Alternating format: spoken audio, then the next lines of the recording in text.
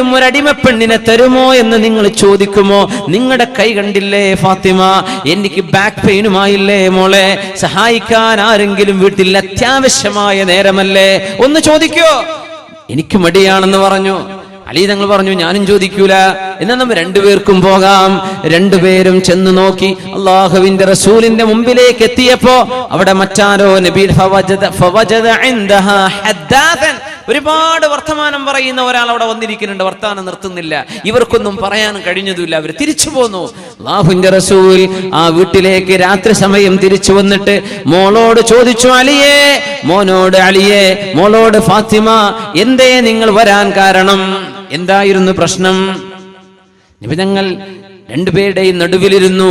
അലി റളിയല്ലാഹുവിന്റെ തോളിൽ ഒരു കൈ വെച്ചു, ഫാത്തിമ ബീവിയുടെ തോളിൽ മറ്റൊരു കൈയും വെച്ചു. ഇതൊരു നൃത്തം.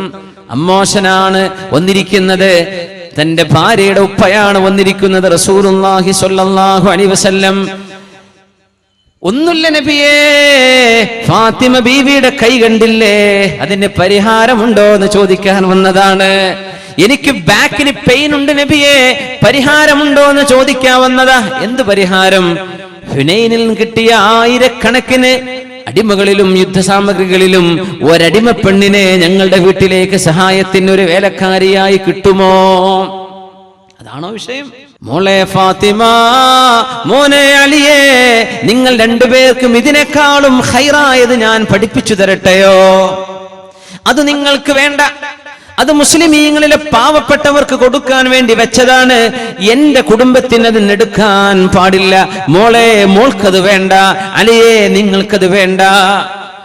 യാ ഫാത്തിമതു യാ അലിയു, അലിയേ ഫാത്തിമ, ഇദാ അതൈതുമാ മൽജഅകുമാ, നിങ്ങൾ രണ്ടുപേരും കിടന്നുറങ്ങാൻ കിടപ്പറയിലേക്ക് വന്നാൽ ഫസബ്ബിഹാ 33 33 പ്രാവശ്യം സുബ്ഹാനല്ലാഹ് എന്ന് പറയാൻ നിങ്ങൾക്ക് കഴിയുമോ? വഹ്മിദാ 33 അൽഹംദുലില്ലാഹ് എന്ന് 33 പ്രാവശ്യം പറയാൻ പറ്റുമോ? പറയാം നബിയേ.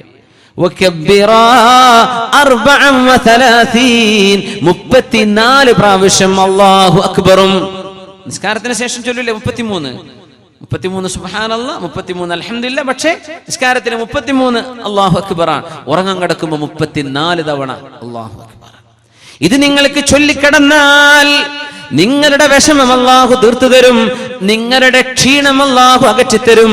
ഇതാണ് നിങ്ങൾ ചോദിച്ചതിനേക്കാളും നിങ്ങൾക്ക് ഖൈർ മോളെ, ഇത് നിങ്ങൾക്ക് എടുത്തുകൂടെ എന്ന ചോദ്യം അമ്മോശൻ വാപ്പ ഫാത്തിമ ബീവിയോട്, അമ്മോശൻ അലി റളിയല്ലാഹു അൻഹുവിനോട് പറഞ്ഞപ്പോ ഫാത്തിമ ബീവി റളിയല്ലാഹു അൻഹ കൊടുത്ത മറുപടി, എന്റെ മുഅ്മിനാത്തുകളെ, സഹോദരിമാരെ, നിങ്ങൾ കേൾക്കണോ?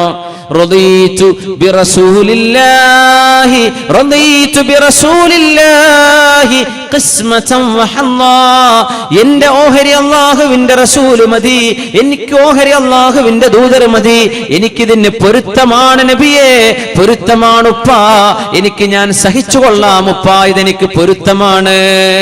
فأما من أعطى واتقى وصدق بالحسنى, ഭൗതിക ലോകത്തെ സൗകര്യങ്ങളോ ആർഭാടങ്ങളോ നോക്കിയിരുന്നെങ്കിൽ ഫാത്തിമ ബീവിക്ക് പറയാം, പോരാ വാപ്പാ, എന്റെ കൈ നിങ്ങൾ കാണുന്നില്ലേ? നമ്മൾ ഒരു പ്രയാസമില്ലാതെ എത്ര സൗകര്യങ്ങളാണ് ചെയ്തു കൊടുക്കുന്നത്.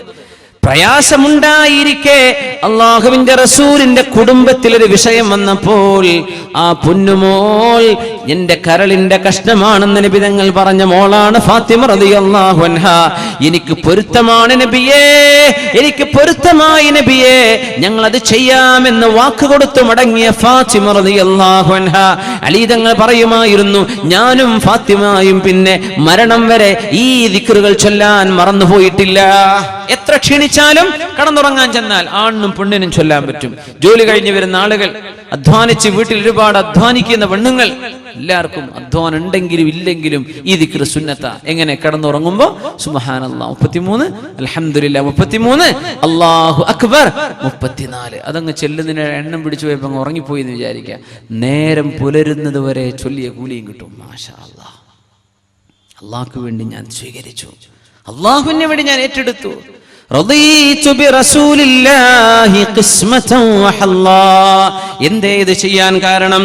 ഫഅമ്മാ മൻ അഅതാ വത്തഖാ വസദ്ദഖ ബിൽ ഹുസ്നാ ഫസനുയസ്സിറുഹു ലിൽ യുസ്റാ. സ്വർഗ്ഗത്തിലേക്കുള്ള വഴി എളുപ്പമാവാൻ വേണ്ടി അല്ലാഹുവിനെ സൂക്ഷിക്കുകയും അല്ലാഹുവിന്റെ റസൂലിന്റെ നിർദ്ദേശങ്ങൾ സ്വീകരിക്കുകയും ചെയ്ത ഒരു കുടുംബം. അലി തങ്ങൾ പറഞ്ഞു, ഞാൻ പിന്നത് മറന്നിട്ടില്ല. അപ്പൊ ഒരാൾ ചോദിച്ചു, വലാ യൗമ സുഫീൻ, സുഫീൻ യുദ്ധം നടക്കുന്ന അന്നും ഞാനിത് മറന്നിട്ടില്ലെന്ന് മഹാനായ അലി ഇബ്നു അബീ ത്വാലിബ് റളിയല്ലാഹു അൻഹു മുഅ്മിനീങ്ങളെ ഇന്നത്തെ സദസ്സിൽ എഴുന്നേറ്റ് പോകുമ്പോ ഇതെങ്കിലും നിങ്ങൾ ജീവിതത്തിലേക്ക് പകർത്തിയേക്കണം. അല്ലാഹുവിനെ ഓർത്തുകൊണ്ട് കിടന്നുറങ്ങുക.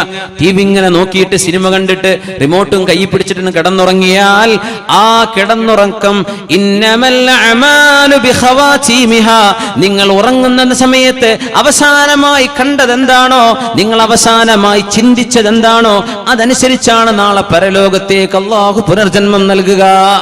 പരലോകത്ത് പുനർജന്മം നൽകുന്നത് നന്മ ചെയ്ത് മരിച്ചാൽ അവസാനത്തെ കർമ്മം നന്മയായാൽ, നന്മ പറഞ്ഞു മരിച്ചാൽ അവസാനം പറഞ്ഞത് നന്മയായാൽ നാളെ നന്മയാണ്. അവസാനം ചെയ്ത തിന്മയാണെങ്കിൽ നാളെ അല്ലാഹുവിന്റെ കോടതിയിലേക്ക് വരുന്നത് തിന്മ ചെയ്ത ക്രിമിനലുകളുടെ കൂട്ടത്തിലാണ്. ക്രിമിനൽസ്, മുജ്രിമൂൻ, വംതാജുൽ യൗമ അയ്യുഹൽ മുജ്രിമൂൻ. കുറ്റം ചെയ്ത ആളുകളെ മാറി നിൽക്കണം, കുറ്റവാളികളെ മാറി നിൽക്കണമെന്ന് അല്ലാഹു നാളെ പറയാൻ പോകുന്നുണ്ട്. അല്ലാഹു നമ്മെ കാത്തുരക്ഷിക്കുമാറാകട്ടെ. അതിന്റെയൊക്കെ പകരം ദിക്റുകൾ ചൊല്ലി അല്ലാഹുവിന്റെ നാമം ഉച്ചരിച്ച് കടന്നുറങ്ങിയാൽ ആ ഉറക്കത്തിൽ അല്ലാഹു നമ്മെ കൊണ്ടുപോവുകയാണെങ്കിൽ എന്തൊരു മനോഹരമായ യാത്രയാണത്. അല്ലെങ്കിൽ എന്തായിരിക്കും എന്റെ അവസ്ഥ? നമ്മൾ സീരിയലും കണ്ടു കിടന്നുറങ്ങി, സിനിമയും കണ്ടു കിടന്നുറങ്ങി, എന്തെങ്കിലും അരുതാത്തത് കണ്ടുകൊണ്ടോ കേട്ടുകൊണ്ടോ ഉറങ്ങിപ്പോയി. ആ ഉറക്കം തൗബ ചെയ്ത് മടങ്ങാൻ പോലും സമയമില്ലാത്ത അവസ്ഥയിൽ ഉറങ്ങിപ്പോയി കഴിഞ്ഞാൽ വിഷയം ഗുരുതരമാണ്, വിഷയം ഗുരുതരമാണ്. അല്ലാഹു കാത്തുരക്ഷിക്കുമാറാകട്ടെ. നമുക്കൊന്ന് എഴുന്നേറ്റൊന്ന് സ്വലാത്തിലുണ്ട്. അവിടെ വെളിച്ചില്ലാത്തൊന്നും കാണുന്നില്ല, നിങ്ങൾ ഉറങ്ങുന്നുണ്ടോ? ഉണർന്നിരിക്കുകയാണ്. വല്ലൈലി ഇദാ യഗ്ശാ വന്നഹാരി ഇദാ തജല്ലാ. ഇരുൾ മുറ്റി വീഴുന്ന രാവിനെ തന്നെയാണ് സത്യം, പ്രഭ ചൊരിഞ്ഞ് വിടർന്നു വരുന്ന പകലിനെ തന്നെയാണ് സത്യം. വമാ ഖലഖദ് ദകറ വൽ ഉൻസ, ആണിനെയും പെണ്ണിനെയും പടച്ചവനെ തന്നെയാണ് സത്യം. ഇന്ന സഅയകും ലശത്താ, നിങ്ങളുടെ കർമ്മങ്ങളും വ്യത്യസ്തമാണല്ലോ. നന്മ തിന്മ ഇത് രണ്ടും ചെയ്യുന്ന കൂട്ടർ ലോകത്ത് കാണും. ഇതങ്ങനെ ലോകത്തിന്റെ സ്ഥിതി. അങ്ങനെ ലോകത്ത് മുഴുവൻ മനുഷ്യരും മലക്കുകളെ പോലെ യംശൂന മുത്മഇന്നീന, അല്ലേ? ഒരു കുഴപ്പക്കാർ, ഒരു ഫിത്നയും ചിന്തിക്കാത്ത മനുഷ്യന്മാർ. ഇങ്ങനെ ഏട്ടക്കിടക്ക് ഒരു ഫിത്നയൊക്കെ ചിന്തിക്കുന്ന മനുഷ്യന്മാർ ഈ ലോകത്തന്നെ ഉണ്ടാവുക. പ്രശ്നങ്ങൾ ഉണ്ടാക്കാൻ ആലോചിക്കുന്നവരും അത് പരിഹരിക്കാൻ ആലോചിക്കുന്നവരും ഒക്കെ ഈ മനുഷ്യരിൽ കാണും. ഇതാണ് അത്ഭുതം. ലോകത്ത് ഇത് രണ്ടില്ലാതെ പോകില്ല എന്ന. എല്ലാവരും നന്നായിട്ടൊരു ലോകം സ്വപ്നത്തിലേ ഉണ്ടാവുന്നു. കുറെ പ്രശ്നക്കാരെ, കുറെ പ്രശ്നം പരിഹരിക്കുന്നവർ, കുറെ നന്മയുടെ ആളുകൾ, കുറെ തിന്മയുടെ ആളുകൾ, ഹൃദയം ഒരുപാട് ലോലമായ ഹൃദയത്തിൽ കരുണയുടെ ഉറവുകൾ ഒഴുകുന്ന ആളുകൾ, എന്നാൽ കാഠിന്യത്തിന്റെ കരിങ്കട്ടകളുള്ള ഒരുപാട് മനുഷ്യന്മാർ വേറെ. ഇതൊക്കെ ലോകത്തിന്റെ ചിത്രമാണ്. ഇന്ന സഅയകും ലശത്താ, നിങ്ങളുടെ കർമ്മങ്ങൾ വിഭിന്നമായല്ലോ. فأما من أعطى واتقى وصدق بالحسنى, അല്ലാഹുവിന് വേണ്ടി നൽകുകയും പരലോകം കിട്ടുമെന്ന് പ്രതീക്ഷിക്കുകയും ചെയ്തവർ. അമൽ സേ ജിന്ദഗി ബൻതി ഹൈ ജന്നത്ത് ഭി ജഹന്നം ഭി, യേ ഖാകി അപ്നി ഫിത്രത് മേ ന നൂരി ഹൈ ന നാരി ഹൈ. റസൂലുള്ളാഹി സ്വല്ലല്ലാഹു അലൈഹി വസല്ലം തങ്ങൾ സ്വഹാബത്തിന്റെ കൂടെ ഇങ്ങനെ ഇരിക്കുമ്പോൾ ഒരു പാവപ്പെട്ട ഒരാൾ കടന്നു വരുന്നു. നബി തങ്ങൾ സ്വഹാബത്തിന്റെ കൂടെ സീരിയസ് ആയുള്ള ചർച്ചയിലാണ്. അയാൾ പറഞ്ഞു, യാ റസൂലല്ലാഹ്, അല്ലാഹുവിന്റെ നബിയേ, ഞാൻ പാവപ്പെട്ട ഒരു ഫഖീറാണ് നബിയേ, ദരിദ്രനാണ്. കുറച്ച് മക്കൾ എനിക്കുണ്ട്, ഞങ്ങൾക്ക് ഭക്ഷിക്കാനൊന്നുമില്ല. ഞങ്ങളുടെ വീടിന്റെ അരികത്തൊരു ഈത്തപ്പന തോട്ടമുണ്ട് നബിയേ, മദീനയിൽ. ഇവിടെ ആ തോട്ടത്തിലെ ഒരു മരം ഞങ്ങളുടെ മുറ്റത്തേക്ക് ഇങ്ങനെ ചാഞ്ഞു നിൽക്കുന്നുണ്ട്. അതിന്റെ ഈത്തപ്പഴം വല്ലതും മുറ്റത്തേക്ക് വീണാൽ ഹലാലും ഹറാമും അറിയാത്ത എന്റെ പിഞ്ചുമക്കൾ അതെടുത്ത് തിന്നാറുണ്ടായിരുന്നു നബിയെ, വിശപ്പിന്റെ കാഠിന്യം കൊണ്ട്. അന്നൊരിക്കൽ ഈ തോട്ടത്തിന്റെ മുതലാളി വന്നു. എല്ലാ മരത്തിലും കയറി പഴങ്ങൾ പറിച്ച കൂട്ടത്തിൽ എന്റെ വീടിന്റെ മുറ്റത്തേക്ക് ചാഞ്ഞു നിൽക്കുന്ന ഈത്തപ്പനയിൽ നിന്നും ഏതാനും ഈത്തപ്പഴം മുറ്റത്തേക്ക് വീണപ്പോ എന്റെ മക്കള് വിശപ്പിന്റെ കാഠിന്യം കൊണ്ട് ഓടിച്ചെന്ന് കുറച്ച് വായിലിടുകയും കുറച്ച് കീശയിൽ വെക്കുകയും ചെയ്ത് നടക്കുന്നത് കണ്ടപ്പോ ആ തോട്ടത്തിന്റെ ഉടമ ചാടി താഴെ വന്ന് എന്റെ മക്കളുടെ കയ്യിലുള്ളത് മുഴുവനും പിടിച്ചു വാങ്ങിച്ചു നബിയേ. അത് മാത്രമല്ല, എന്റെ കുഞ്ഞുങ്ങൾ ചവച്ചുകൊണ്ടിരുന്ന ഈത്തപ്പഴം പോലും വിരലുപയോഗിച്ച് പുറത്തെടുത്ത് കളഞ്ഞു നബിയേ.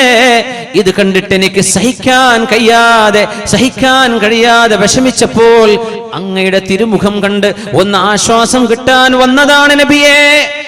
അല്ലാഹുവിന്റെ റസൂലിന് എന്ത് മറുപടി കൊടുക്കാൻ പറ്റും? തങ്ങൾ സ്വഹാബത്തിനോട് പറഞ്ഞു, നിൽക്കിൻ, ഞാൻ ഇപ്പൊ വരാം. ആ പാവപ്പെട്ട സ്വഹാബിയുടെ കൂടെ നടന്നു പോകുന്നു. സത്യവിശ്വാസികൾ മനസ്സിലാക്കണം, നമ്മുടെ ഹിദായത്തിൽ സെന്ററിന്റെ ചെറുപ്പക്കാരെ പോലെയുള്ള ആളുകൾ ഇതുപോലെയുള്ള റിലീഫുകൾ നടത്താനുള്ള കാരണം അല്ലാഹുവിന്റെ റസൂൽ ചെയ്തു വെച്ച മാതൃകകളാണ്. നേരെ ചെന്നിട്ട് ചോദിച്ചു, ആ ഈത്തപ്പനയുടെ ഉടമസ്ഥൻ അയാളോട് ചോദിച്ചു, ബിഅനി ഹാദിഹി നഖ്ല വലക ബിഹാ നഖ്ലതുൻ ഫിൽ ജന്ന. ബിഅനി ഹാദിഹി നഖ്ല, ഈ ഈത്തപ്പന നിങ്ങൾ എനിക്ക് വിൽക്കുമോ? അതിന് പകരം സ്വർഗത്തിൽ ഞാനൊന്ന് നിങ്ങൾക്ക് വാങ്ങിച്ചു തരാം. ബിഅനി ഹാദിഹി നഖ്ല വലക ബിഹാ നഖ്ലതുൻ ഫിൽ ജന്ന. സ്വർഗത്തിൽ വാങ്ങിച്ചു തരാം എന്ന് പറഞ്ഞാൽ നിങ്ങൾക്ക് സ്വർഗം ഉറപ്പ് വേണോ? ആളെന്ത് പറഞ്ഞു എന്നറിയോ? ആൾ ഒരു കപടവിശ്വാസിയായിരുന്നു, ഹിപ്പോക്രറ്റ്. മുസ്ലിമാണ്, നടക്കുകയാണ്, പക്ഷെ ഉള്ളിൽ അവിശ്വാസിയായിരുന്നു. ഉള്ളിൽ കുറെ ബിംബത്തെ പൂജിക്കുന്ന ആളാ. അള്ളാഹുവാണ് ഏകദൈവനാ പടച്ചവൻ, ഇത് പുറമങ്ങനെ പറഞ്ഞെടുക്കുന്ന ആളാ. മുനാഫിഖ് എന്നാ പറയാ, ഹിപ്പോക്രറ്റ്, കപടവിശ്വാസി. ആളൊരൊറ്റ എക്സ്ക്യൂസ് പറഞ്ഞു, നബിയേ തരാമായിരുന്നു കേട്ടോ, പക്ഷേ ഈ ഈത്തപ്പനയോളം മധുരമുള്ള മറ്റൊരു പഴം, മറ്റൊരു ഈത്തപ്പന എന്റെ തോട്ടത്തിലില്ല നബിയേ. ഇതിന് പകരം മറ്റെന്തെങ്കിലും ആണെങ്കിൽ ഞാൻ തരാം, ഇതെനിക്ക് തരാൻ പറ്റില്ലെന്ന് കാരുണ്യത്തിന്റെ കടലിനോട് അല്ലാഹുവിന്റെ റസൂലിനോട് പറയാൻ ധൈര്യം കാണിച്ചു ഈ മനുഷ്യൻ. വിൽക്കൂലേ? ഇല്ല നബിയെ, തരാൻ പറ്റൂല. സങ്കടപ്പെട്ട് തിരിച്ചു പോന്നു. തിരിച്ചിങ്ങനെ പോരുമ്പോഴാണ് കഥയറിഞ്ഞ് ഓടിച്ചെല്ലുന്ന സുഹാബി അബൂദ്ദഹദാഹ് റളിയല്ലാഹു അൻഹു. യാ റസൂലല്ലാഹ്, അല്ലാഹുവിന്റെ റസൂലേ, മദീനയിലെ ആ ഒരു ഈത്തപ്പനയുടെ തോട്ടക്കാരനോട്, ഉടമസ്ഥനോട് അങ്ങൊരു വാക്ക് കൊടുത്തിട്ടുണ്ടല്ലോ, ഒരു ഈത്തപ്പനക്ക് സ്വർഗത്തിൽ ഒന്ന് വാങ്ങിച്ചു തരാം അങ്ങ് പറഞ്ഞുവല്ലോ. അയാൾ തരില്ലെന്നും പറഞ്ഞു. നബിയെ, ഞാൻ അതങ്ങേക്ക് വാങ്ങിച്ചു തന്നാൽ അയാൾക്ക് അങ്ങ് ഓഫർ ചെയ്ത സ്വർഗത്തിലെ ഒരു ഈത്തപ്പന എനിക്ക് ലഭിക്കുമോ നബിയെ? ഹുവലക, നിങ്ങൾക്കത് ലഭിക്കും. അബൂദ്ദഹദാഹ്, മതി നബിയെ, ഞാൻ ഇപ്പൊ തരാം. ഓടിച്ചെന്നു ഇയാളുടെ അടുത്തേക്ക് ചോദിച്ചത് വിൽക്കുമോ? പറഞ്ഞു, തരില്ല. വിൽക്കുമോ? ഇല്ല, വിൽക്കില്ല. നിനക്ക് എന്ത് വേണമെങ്കിലും തരാം. അയാൾ പറഞ്ഞു, നിനക്ക് ഒരുപാട് തരേണ്ടി വരും, അതുകൊണ്ട് ഞാൻ വിൽക്കുന്നില്ല. എത്ര വേണം? അയാൾ പറഞ്ഞു, ഈ ഒരു ഈത്തപ്പനക്ക് പകരം 40 ഈത്തപ്പനകൾ അതിന്റെ വേരോടെ, മണ്ണോടെ, ഭൂമിയോടെ വേണം. പടച്ചോനെ, നാട്ടിലൊക്കെ വഴിക്ക് സ്ഥലത്തിന് വില ചോദിച്ചാലേ പറയണ, ഇങ്ങനെ പറയാറുള്ള മനുഷ്യന്മാർ ദുൽമ ചെയ്യാന്ന് പറയില്ലേ. അത്യാവശ്യപ്പെട്ടൊരു വിഷയം ചോദിക്കുമ്പോൾ അവിടെ സെന്റിന് 30 വില. എവിടെ? ആകെ സെന്റിന് 2 ലക്ഷം ഉണ്ടാവില്ല, 1 ലക്ഷം ഉണ്ടാവില്ല. സ്ഥലത്തിന് ഇയാൾക്ക് നിർബന്ധമെന്ന് അറിയാം, ഇയാൾ വാങ്ങിക്കുമെന്ന് അറിയാം. അതുകൊണ്ട് മനുഷ്യനെ ബുദ്ധിമുട്ടാണ്. ഇത് മനുഷ്യന്റെ ഒരു ദുൽമിന്റെ വലിയൊരു ചിത്രമാണ്. ഈ മനുഷ്യന്മാർക്ക് വഴി കൊടുക്കാതിരിക്കുകയും വഴി തടസ്സപ്പെടുത്തുകയും അതിനമിതമായ വില പറയുകയും ചെയ്യുന്ന പൊന്നു മുഅ്മിനെ ളുൽമാൻ. ളുൽമ്, അക്രമം എന്നതിന്റെ പേര്. ആരും ചെയ്തു പോകരുത്, അക്രമമാണത്. മുനാഫിക്കീങ്ങളാണ് ചെയ്തത്. ഇയാള് പറഞ്ഞു, ഈ ഒന്നിന് പകരം 40 വേണം. എന്തിന്? ഒരു വാശിക്ക് പറയുന്നേ. 40 പകരം നിൽക്കാൻ മാത്രമുണ്ടോ ഈ തപ്പന? ഇല്ല, അതത്രയില്ല. പക്ഷേ അയാളത് പറഞ്ഞു, 40 വേണം. അബൂദ്ദഹദാഹ് തങ്ങൾ പറഞ്ഞു, 40 തരാം, ഞാൻ ഒരുക്കമാണ്. സാക്ഷികളെ കൊണ്ടുവരും. കച്ചവടം നടക്കാൻ സാക്ഷികൾ വേണമല്ലോ, വിറ്റ്നസ്. ആളുകൾ വന്നു. ഈ ഈത്തപ്പനക്ക് പകരം എന്റെ തോട്ടത്തിലെ 40 ഈത്തപ്പനകൾ പകരമായി അതിന്റെ മണ്ണോടെ, വേരോടെ ഞാൻ കൊടുക്കുകയാണ്. നിങ്ങൾ അതിന് സാക്ഷി നിൽക്കണം. സാക്ഷി നിന്നു. കച്ചവടം അവിടെ നടന്നു. നേരെ ഓടിച്ചെന്നു അള്ളാഹുവിന്റെ റസൂലിനോട് ചെന്ന് പറഞ്ഞു, നബിയേ, അങ്ങ് വാങ്ങിക്കാൻ ഇഷ്ടപ്പെട്ടിരുന്ന ഈത്തപ്പന ഞാനത് വാങ്ങിച്ചിട്ടുണ്ട് നബിയെ.